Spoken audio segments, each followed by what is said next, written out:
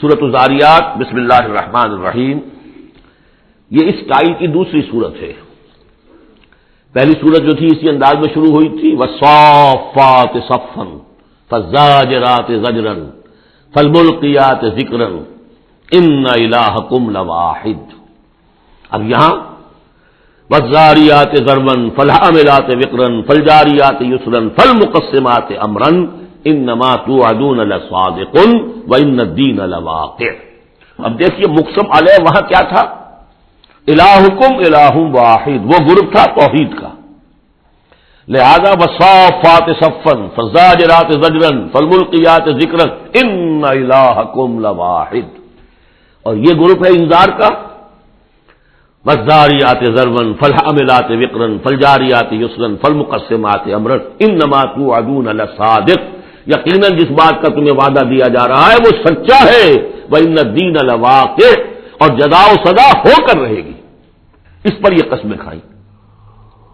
سورہ صافات کی قسموں کے بارے میں آپ کو بتا چکا ہوں، تقریباً کنسنسس ہے کہ اس سے مراد فرشتے ہیں۔ یہاں تقریباً کنسنسس ہے کہ اس سے مراد ہوائیں ہیں۔ قسم ہے ان ہواؤں کی جو بکھیرتی ہیں جیسے کہ بکھیرا جاتا ہے۔ آپ کو معلوم ہے کہ یہ پولن، درختوں کے پولنز جو ہیں ان کو کون بکھیر رہا ہے؟ یہ بیج کیسے پھیل جاتے ہیں، یہ جنگل کیسے بڑھ جاتے ہیں؟ ہوا ہے جو بکھیرتی ہے ان کو۔ فالحاملات وقرا، اور پھر وہ جو وزن اٹھا کر لاتی ہے، ٹنوں اور ہزاروں ٹن پانی جو ہے وہ انہوں نے اٹھایا ہے وہاں سے سمندر سے، اور وہ لے کر آ رہی ہے۔ فالجاریات یسرا، پھر کبھی کبھی وہ چلتی ہے بڑی آرام آرام سے، سہل سہل، ٹھنڈی ٹھنڈی ہوا، بہت عمدہ بریز۔ فالمقسمات امرا، اور پھر وہ جا کر تقسیم کر دیتی ہے اللہ کے امر کو، کہیں جا کر وہ بارش برسا دیتی ہیں، وہاں جل تھل ہو جاتا ہے، وہاں ان کے لیے مارے نیارے ہو جاتے ہیں، کہیں زمین خشک رہ جاتی ہے ان کی، وہ اپنی قسمت کو رو رہے ہوتے ہیں۔ تو تقسیم ہو رہی ہے اللہ کے امر کی، جس کے لیے وہ ہے وہ ہواؤں نے وہاں تک پہنچا دیا ان بادلوں کو، بارش برس گئی، اور جو محروم ہے کسی وجہ سے اللہ تعالیٰ کی اس وقت کی مشیت جو بھی ہے وہ محروم رہ گئے۔ یہ تمام ہوائیں اور یہ پورا نظام اس پر گواہ ہے۔ یہ محکم نظام کیوں بنایا گیا، کس لیے بنایا گیا، کیسے بنایا گیا، اور یہ سارا تمہارے لیے بنایا گیا۔ انما الدنیا خلقت لکم وانتم خلقتم للآخرہ انما توعدون لصادق وان الدین لواقع۔ جو خبر تمہیں دی جا رہی ہے بعث بعد الموت کی، قیامت کی، نفخہ اولا، نفخہ ثانیہ، یہ سب صحیح ہے، یہ غیب کی خبریں ہیں جو اللہ دے رہا ہے، لیکن یہ ہے حقیقت صادق، اور دین جزا و سزا ہو کر رہے گا۔ والسماء ذات الحبک، اس آسمان کی قسم کہ جالی دار آسمان ہے، کس قدر خوبصورت جالی اوپر بنی ہوتی ہے۔ انکم لفی قول مختلف، تم یقیناً ایک اختلافی جھگڑے بات کے اندر مبتلا ہو گئے، جھگڑے کی بات۔ یوفک عنہ من افک، اس سے بچلا دیا جاتا ہے جو بچلا دیا گیا، یعنی وہی آئی ہے لیکن یہ کہ کوئی شخص وہ ہے کہ جو اس کی طرف متوجہ ہے ہی نہیں، جیسے کسی نے اچک لیا ہو۔ قتل الخراصون، ہلاک ہو جائیں یہ اٹکل پچو، اٹکلیں دوڑانے والے، الذین هم فی غفلۃ ساہون، جو اپنی غفلت میں پڑے ہوئے ہیں اور بھولے ہوئے ہیں، کچھ انہیں یاد نہیں، نہ انہیں یاد ہے کہ ہم نے کبھی کیا تھا، عالم ارواح میں عہد کیا تھا، لست بربکم قالوا بلی، کچھ نہیں۔ یسألون ایان یوم الدین، پوچھتے کب ہوگا یہ قیامت کا دن، اور یہ پوچھنے کے لیے نہیں تھا، تنزن تھا، کب ہوگا جی؟ بہت آپ کہتے ہیں ہوگا ہوگا ہوگا، بتائیے ہوگا کب؟ تو اس کا جواب بھی اسی انداز میں دیا، ترکی بترکی، یوم ہم علی النار یفتنون، جس دن کے وہ آگ پر سینکے جائیں گے اس دن ہوگا، کیونکہ ان کا بھی اصل میں بات سمجھنے کے لیے نہیں کر رہے تھے، تو جواب میں بھی زجر ہے۔ ذوقوا فتنتکم، چکھو ذرا آپ اپنے اس عذاب کو، اپنی شرارت کا مزہ، ھذا الذی کنتم بہ تستعجلون، یہ ہے وہ شے جس کی تم جلدی بچایا کرتے تھے ہمارے رسول سے، لے آؤ لے آؤ۔ ان المتقین فی جنات وعیون، ان کے برعکس اہل تقویٰ جو ہیں باغات میں ہوں گے، چشموں میں ہوں گے، آخذین ما آتاہم ربہم، وہ شکریہ کے ساتھ قبول کر رہے ہوں گے جو بھی کچھ ان کو رب دے رہا ہوگا۔ انہم کانوا قبل ذلک محسنین، یہ وہ لوگ ہیں جو اس سے پہلے دنیا کی زندگی میں درجہ احسان پر فائز تھے، نیکوکار تھے۔ کانوا قلیلا من اللیل ما یہجعون، رات کا تھوڑا ہی حصہ ہوتا تھا جس میں وہ سوتے تھے، یعنی بقیہ حصہ جو سورہ الفرقان میں ہم پڑھ کر آئے ہیں، والذین یبیتون لربہم سجدا وقیاما وبالاسحار هم یستغفرون، اور پھر جو صبح کا وقت ہوتا تھا اس میں اور استغفار کرتے تھے۔ وفی اموالہم حق للسائل والمحروم، اور انہوں نے یہ سمجھ لیا تھا کہ ہمیں اللہ نے اگر مال دیا ہے تو اس میں سائل اور محروم کا بھی حق رکھا ہے، جو محتاج ہے اس کا حق ہے میرے مال میں، اور مجھے فرض ہے کہ میں اسے ادا کروں۔ وفی الارض آیات للموقنین، اور زمین میں تو آیات ہے ہر طرف یقین کرنے والوں کے لیے، آیت الآیات کو ذہن میں لے آئیے۔ فی انفسکم افلا تبصرون، اور تمہاری اپنی جانوں میں ہماری نشانیاں ہیں، کیا تم دیکھتے نہیں ہو؟ جھانکو تو صحیح کبھی۔ میں نے آپ کو ایک شعر سنایا تھا میرزا عبد القادر بیدل کا، ہر دو عالم خاک ستا بس نقش آدمی، اے بہار نیستی از قدر خود ہوشیار باش۔ آج ایک شعر اور سن لیجئے، ان کا شعر ہے، ستمست گر حوست کشد کہ بسیر سر و سمندرا، تجھے غنچہ کم نہ دمی دئی درے دل کشا بچمن درا۔ بڑے ستم کی بات ہے انسان، تجھے تیرا دل ادھر تو آمادہ کرتا ہے، تیری طبیعت آمادہ ہوتی ہے سیر کرنے کی، چلو چمن میں چلو، پھول کھلے ہوئے ہوں گے دیکھیں گے، بہار دیکھیں گے۔ ستمست گر حوست کشد کہ بسیر سر و سمندرا، تجھے غنچہ کم نہ دمی دئی، تو خود ایک غنچے سے کم دمکتا ہوا چمکتا ہوا نہیں ہے۔ درے دل کشا، کبھی اپنے دل کا دروازہ کھول اور اس کے اندر بچمن درا، اللہ نے تیری روح میں جو چمن رکھا ہوا ہے اس کی سیر کر۔ تو وفی انفسکم افلا تبصرون، تمہارے اپنی جانوں میں کیا تم غور نہیں کرتے، دیکھتے نہیں ہو؟ وفی السماء رزقکم وما توعدون، اور آسمان میں تمہارا رزق ہے، روزی ہے، اللہ کی طرف سے طے ہے، اور جس چیز کا تم سے وعدہ کیا جا رہا ہے جنت یا دوزخ وہ بھی ہے۔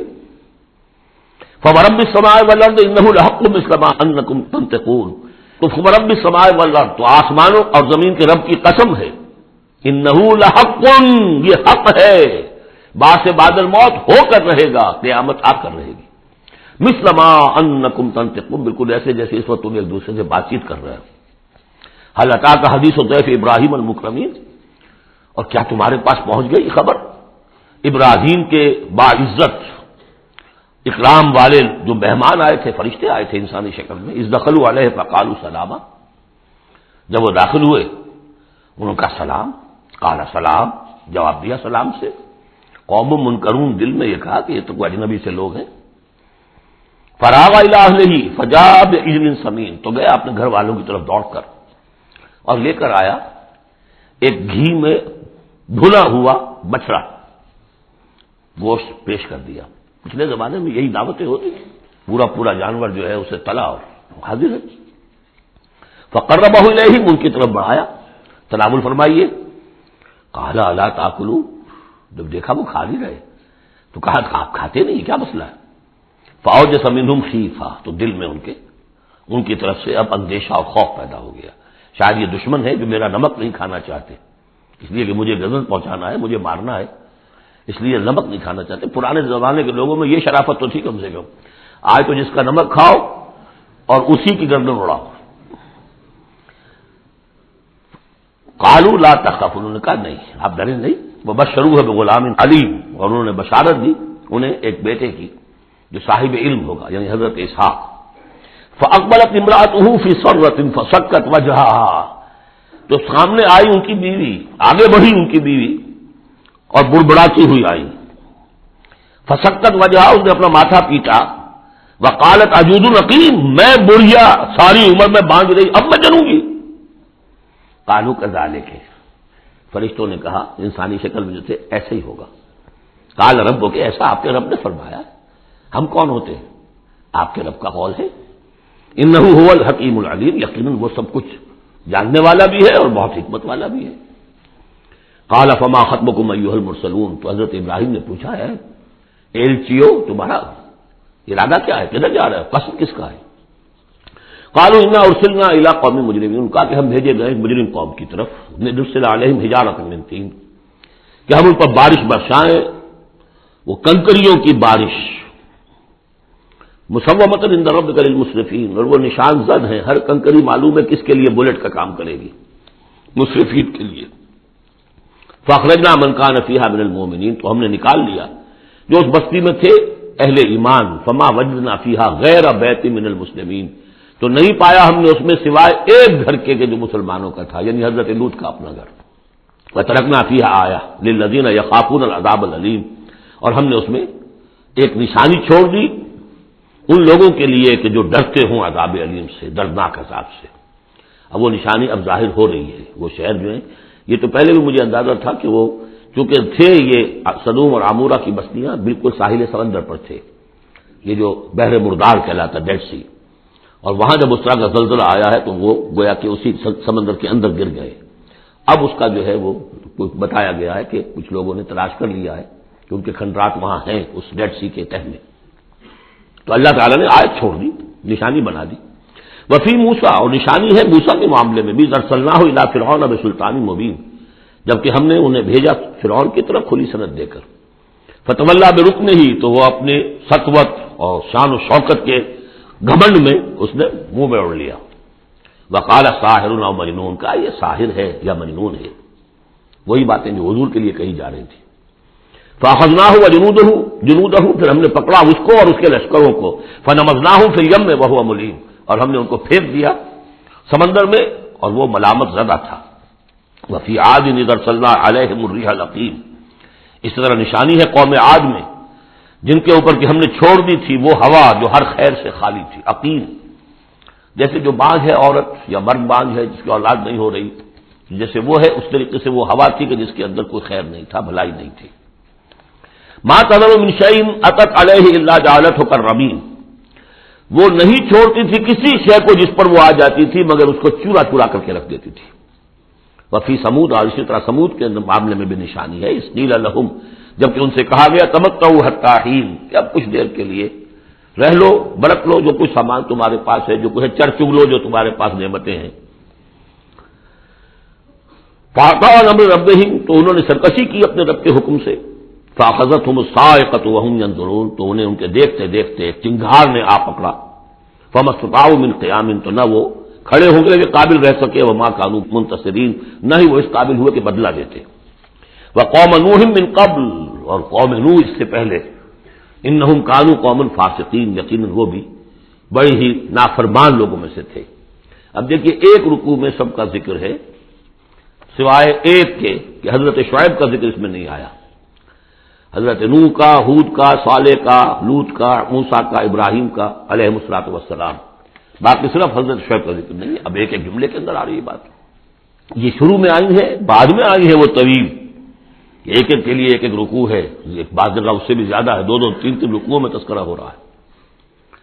وَالسَّمَاءَ بَنَيْنَاهَا بِأَيْدٍ، اور دیکھو یہ آسمان ہم نے بنایا اپنے ہاتھوں سے، وَإِنَّا لَمُوسِعُونَ، اس کا عام ترجمہ جو پہلے کیا گیا تھا وہ یہ تھا کہ ہم وسعت رکھنے والے ہیں، لیکن آج جب ہم اس کا ترجمہ کریں گے ہم اس کو توسیع دینے والے ہیں۔ اور سا یو سے ہو، یہ باب افعال ہے، وسع یہ ہے ثلاثی مجرد، اس سے بنتا ہے واسع، واللہ واسع علیم، واسع، اللہ تعالیٰ واسع ہے، اس میں بڑی وسعت ہے، بڑی سمائی والا ہے، اس کے خزانے وہ جو ہے بغیر کسی حد کے ہیں، لمٹ لیس۔ یا منہ سے ہے وسعت دینا، کیونکہ آج سے پہلے اس کا اندازہ نہیں تھا، آج ہمیں معلوم ہے دس ایکسپینڈنگ یونیورس، ابھی تو یونیورس پھیل رہی ہے۔ علامہ اقبال نے جس کی پھر ترجمانی کی ہے، یہ کائنات ابھی ناتمام ہے شاید کہ آ رہی ہے دمادم صدائے کن فیکون، ابھی تو کن فیکون شان اللہ کی جاری ہے، اضافہ کر رہا ہے، یزید فی الخلق ما یشاء، پہلے بھی ہم پڑھ چکے ہیں، وہ اپنے خلق میں تخلیق میں اضافہ کرتا ہے جیسے چاہتا ہے۔ تو ہم نے یہ آسمان بنائے ہیں اپنے ہاتھ سے اور ہم ان کو وسعت دینے والے ہیں، ان کو اور بڑھانے والے ہیں، ان کی توسیع کرنے والے ہیں۔ والارض فرشناها فنعم الماہدون، زمین کو ہم نے بچھا دیا اور فرش کے مانند بنا دیا، بچھونا بنا دیا، کیا ہی اچھے ہیں ہم بستر بچھانے والے۔ ومن کل شیء خلقنا زوجین لعلکم تذکرون، اور ہر شے کے ہم نے جوڑے بنائے ہیں شاید کہ تم نصیحت اخذ کرو۔